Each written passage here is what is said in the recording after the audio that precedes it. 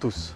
Tariq Ramadan, professeur d'islamologie à l'université d'Oxford, penseur controversé, auteur de nombreux ouvrages, était présent à Montréal pour une série de conférences. L'équipe de Panenka en a profité pour lui poser quelques questions.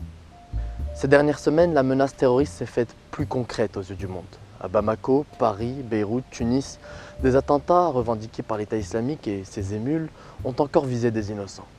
À nouveau, des nations entières ont été plongées dans le deuil et le recueillement. Après la consternation et les hommages indispensables, il est nécessaire d'analyser et de ne pas tomber dans l'émotivité. L'une des premières choses que j'avais à l'esprit, c'était les attentats de Paris. Les réactions ont été vives et de nombreuses communautés ont été pointées du doigt. 129 morts, un pays entier paralysé. Je voulais savoir ce que M. Ramadan pensait de la situation. Il faut prendre une position de principe qui est une obligation morale du point de vue de quand on est un intellectuel musulman ou un savant musulman ou un musulman ordinaire, il faut prendre une position de principe en disant que rien, jamais, dans notre religion, ne peut justifier le fait de s'en prendre à des innocents et le fait de tuer indifféremment. C'était vrai à la suite de ces attentats, mais comme ça l'était aussi quand il y a eu des attentats contre Charlie Hebdo ou contre l'Hyper-Cacher. Et d'un point de vue général, une condamnation qui s'exprime pour Paris, mais elle s'exprime pour Beyrouth, comme elle s'exprime pour le Mali, comme elle s'exprime pour Bali, comme elle s'exprime pour la Jordanie, comme elle s'exprime pour la Syrie, comme elle s'exprime pour l'Irak. La position de principe, c'est la condamnation, mais la condamnation une et unique pour tous les attentats, quelles que soient les victimes, et pas simplement quand il s'agit de victimes françaises. La réponse qui consisterait à dire par certains acteurs musulmans ou par certains savants musulmans que ceci n'a rien à voir avec l'islam est une réponse un peu courte parce qu'on a des hommes et des femmes à travers le monde qui se prévalent de sources scripturaires musulmanes pour justifier leur attentat. Donc il faut de ce point de vue-là aller dans la confrontation d'interprétation, en disant ceci n'est pas une interprétation acceptée, et donc il faut aller plus loin en disant il y a oui des instrumentalisations possibles de la religion, ce fut vrai du judaïsme, ce fut vrai du christianisme, ce fut vrai de toutes les religions, c'est vrai de l'islam. C'est aussi de se poser la question des raisons de ce qui peut expliquer ceci, sans jamais essayer de le justifier, mais toujours en essayant de comprendre ce qui se passe, parce qu'on ne trouve pas de solution à ce qui est si on n'essayait pas de comprendre les raisons de ce qui est. La veille des événements qui ont eu lieu à Paris, Beyrouth était touchée par les mêmes assaillants. De nombreuses victimes, de nombreux blessés, comme à Paris. Et sans entrer dans une compétition victimaire et tout en restant solidaire avec la France, nous étions forcés de constater que le traitement médiatique et politique était différent. Comme le montre la réaction d'Everett Eastern, un candidat au Sénat américain en Pennsylvanie, qui a quasiment salué l'attentat de Beyrouth. La réalité, c'est que bastion au nom de Hezbollah, ils ont tué des innocents, comme ils ont tué des innocents à Paris. Mais comme, alors je vous parle encore, tous les jours, il y a autant de morts chaque jour en Syrie que les événements de Paris d'il y a du 13 novembre. Tous les jours en Syrie, c'est le même nombre de morts. Tous les jours en Irak, voire même peut-être plus en Irak, des innocents qui meurent. Qu'est-ce que c'est des innocents? C'est-à-dire des hommes, des femmes et des enfants qui n'ont rien à voir, qui ne sont pas des guerriers, qu'on a appelés des dommages collatéraux. En Afghanistan, quand ils ont bombardé un hôpital et que ceux qui étaient des travailleurs humanitaires, de la solidarité, ont dit mais attendez, vous saviez que c'était un hôpital et on a tué des innocents et ça passe comme si de rien n'était. Ça diminue la crédibilité de l'Occident aux yeux de tout le Sud en disant en fait vous n'en avez que pour vos morts, les morts des autres vous ne vous en occupez pas, vous n'avez d'émotion et d'empathie que quand c'est les vôtres qui sont touchés, et comme la plupart du temps vous envoyez des bombes depuis 5000 mètres et puis que vous n'êtes pas touché, eh bien vous avez peu de morts à pleurer. Et ben c'est ça qui fait pleurer en fait, c'est cette réalité-là qui est triste et vis-à-vis de laquelle je pense qu'il faut que nous ayons un discours qui soit un tout petit peu plus clair, sans jamais justifier ce qui s'est passé à Paris, sans jamais justifier la violence, mettre comme, ou stipuler, ou postuler, ou affirmer comme non négociable le fait que la vie de chaque individu est égale en dignité. Après les événements qui ont eu lieu à Paris, la réaction du gouvernement français ne s'est pas fait attendre et on a opté pour un renforcement des frappes aériennes. M. Ramadan a vivement critiqué cette décision en la comparant à l'histoire récente. Aux États-Unis, l'attitude de Bush, qui avait été de dire « ils nous attaquent car ils détestent nos valeurs, nous allons leur montrer que nous n'avons pas peur et donc on va bombarder l'Afghanistan », était une réponse inconsidérée, folle, au point même que dans son discours il utilise le mot de croisade qu'il va retirer par la suite. Et il a joué sur l'émotion, soit vous êtes avec moi, soit vous êtes contre moi. Vous écoutez 14 ans plus tard le discours de Hollande, qui est un discours guerrier. Ils sont contre nos libertés, ils sont contre notre civilisation, ils n'aiment pas notre démocratie. Et tout de suite, il enchaîne en disant « Nous allons leur montrer que nous n'avons pas peur et nous allons amplifier les bombardements ». C'est un discours qui fait écho à ce que disait Bush. C'est comme si on n'avait rien appris. Entre-temps, j'avais aimé l'intervention de Dominique de Villepin qui avait dit, il y a quelques mois de cela, avant les attentats, « On ne gagne pas la lutte contre le terrorisme en allant bombarder des populations ». Et donc, j'avais fait la critique de François Hollande qui avait ce discours guerrier. On va aller bombarder la Syrie, mais avec quelle vision politique? Ça fait 4 ans que le peuple syrien se fait bombarder tous les jours et qu'il y a 150 personnes qui meurent tous les jours. Et on va aller bombarder Daesh et le soi-disant État islamique, mais avec quelle vision politique? Avec quels alliés? C'est ce qu'il fait. Au moment où je vous parle maintenant, il part à Washington, il part en Russie, il part en Angleterre, il essaye de trouver des alliés. Mais ça, je dirais que qui sur la Terre, étant sensé politiquement, ne serait pas critique de l'attitude du président? Le président syrien Bachar el-Assad a rappelé que, selon lui, les gouvernements occidentaux avaient une responsabilité dans l'expansion du terrorisme.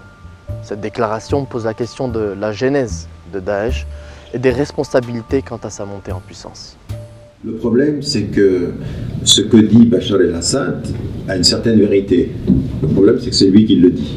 Parce que l'un des plus grands responsables de la politique du terrorisme d'État sur le plan syrien, du manque de respect absolu de la dignité, du respect de la dignité et des droits de ses citoyens, c'est Bachar el-Assad lui-même. C'est un despote, c'est un tyran, et c'est un homme qui n'a de leçons de morale à donner à personne. Et en l'occurrence, lui-même a été un moyen de l'installation de ces groupements en Syrie, parce que plus Daesh était présent, plus on légitimait, il s'auto-légitimait et il rentrait de nouveau dans le jeu de la communauté internationale. En l'occurrence, il se présente comme le garant de la résistance à Daesh et à l'État islamique. Donc il y a un jeu extrêmement malsain dans ce qu'il fait. Donc la parole de Bachar el-Assad, il faut la relativiser par rapport au point de vue, c'est-à-dire de là où il parle, mais il dit une chose qui est vraie. C'est-à-dire que si vous observez factuellement, historiquement, dans l'histoire récente, ce qui s'est passé en Afghanistan et ce qui s'est passé en Irak, c'est à la suite de l'intervention en Afghanistan, à la suite de 2001, que vous avez eu la multiplication exponentielle des actes terroristes à travers le monde. C'est l'intervention sur la base d'informations mensongères de l'administration Bush. Au premier des rangs, Colin Powell intervient aux Nations Unies et dit il y a des armes de masse, armements de destruction massive. Ajouter à cela, en l'occurrence, des relations, nous disait-on, entre Bagdad, Saddam Hussein et Al-Qaïda, qui étaient, tout cela était mensonger, mais qui ont justifié une intervention. Et la conséquence de ceci, on nous disait qu'on luttait contre le terrorisme, il n'a jamais cessé d'augmenter depuis ces interventions-là. Donc c'est vrai, il a raison, factuellement, historiquement, l'Occident a une responsabilité dans l'augmentation des actes terroristes et dans l'installation de l'extrémisme violent à travers le monde. Est-ce que ça veut dire qu'on peut s'en tenir là? Non, il faut une attitude claire, ce que vous m'avez posé au départ comme question, c'est-à-dire il faut une attitude claire de condamnation de ces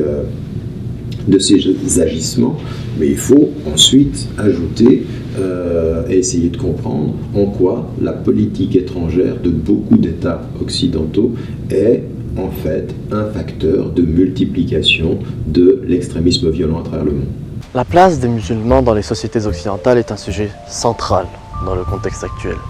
Les amalgames, préjugés et même les simples incompréhensions appellent à des précisions, des explications pour clarifier une situation pesante.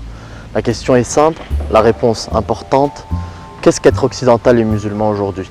Il n'y a absolument aucune contradiction entre être occidental et musulman, qu'on peut être les deux, qu'il y a un certain nombre de défis que nous avons à relever sur nos interprétations en tant que musulmans de nos textes, mais une meilleure compréhension de notre contexte canadien et occidental d'un point de vue général. Et puis ensuite, il y a de distinguer les problèmes, c'est-à-dire il y a des problèmes qui sont strictement religieux, nous sommes en train de les résoudre, il y a des problèmes qui sont socio-économiques et sur lesquels on ne fait rien. Le problème de l'éducation, le problème de la justice sociale, le problème de l'accès à l'emploi, c'est vrai dans les banlieues françaises, c'est vrai dans les inner cities, par exemple en Angleterre ou aux États-Unis, c'est vrai même ici, on a de plus en plus aujourd'hui quelque chose qui est le déplacement de ces questions socio-économiques vers quelque chose qui est culturel et religieux, à tel point que juste avant les dernières élections au Canada, eh bien vous voyez que quand le Premier ministre perd pied, il instrumentalise la question du niqab et pendant quelques semaines, il donne le change sur le plan des sondages, c'est-à-dire que ça le fait remonter. Dieu merci, ça n'a pas suffi pour faire gagner le précédent Premier ministre, mais ça montre bien qu'il y a un vrai problème dans les perceptions. Et c'est à ce à quoi j'appelle les occidentaux de confession musulmane, à dire mais assumez qui vous êtes, faites le travail de la connaissance de soi, connaissez votre environnement, entrez en interaction avec vos concitoyens, avec un élément qui est particulier, qui est véritablement fondamental, et ça vient en l'occurrence tout à fait corroborer ce qu'on pourrait attendre de la réflexion après les dernières élections et Justin Trudeau au Canada et même en l'occurrence au Québec, c'est de dire attention, c'est-à-dire qu'aujourd'hui il faut que votre engagement en tant qu'occidental et musulman, ce soit l'égalité des chances, la justice sociale, la reconnaissance du pluralisme, ce qui est le modèle canadien du multiculturalisme, mais jamais au prix de la cohérence avec les politiques internationales, avec le soutien des opprimés de la terre, avec la mémoire du Sud pour ceux qui viennent du Sud, parce que beaucoup d'aujourd'hui d'occidentaux de confession musulmane viennent du Sud, mais pas seulement, il y a des convertis, et que la valeur ajoutée de notre discours, ça n'est pas simplement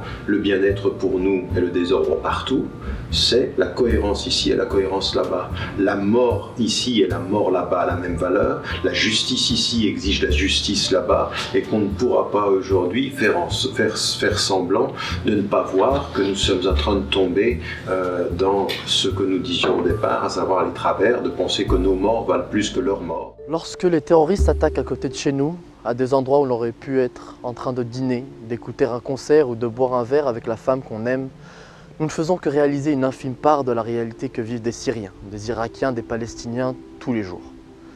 Cela, M. Ramadan l'a rappelé. L'instrumentalisation de tels événements doit susciter, malgré l'émotion, un sursaut de la raison pour éviter de tomber dans les pièges tendus auparavant dans l'histoire. L'histoire a montré qu'il n'y avait pas d'armes de destruction massive en Irak en 2003. L'histoire a montré que ce n'est pas avec des frappes aériennes, qui tuent aussi des innocents, que l'on apporte la démocratie au peuple. La Libye d'aujourd'hui en est un malheureux exemple. L'histoire a montré que derrière les factions terroristes, derrière les idéaux de droits de l'homme et de liberté, de démocratie, il y a des intérêts politiques et économiques. Approuver ou désapprouver les positions de Tariq Ramadan, là n'est pas la question. Ces paroles nous amènent à réfléchir, à chercher véritablement des solutions en mettant de côté un sentimentalisme qui ne peut que nous immobiliser. La rhétorique de Tariq Ramadan est forte. Elle se propose comme une voie alternative. De telles voies sont salutaires pour élever le débat, poser des questions que d'autres ne posent pas ou peut-être n'osent pas poser. Nous pouvons bien sûr être en désaccord et même nous opposer aux thèses de Tariq Ramadan, mais il reste que nous devons les écouter, ne serait-ce que pour mieux y répondre. Merci à tous de nous avoir écoutés. À la prochaine.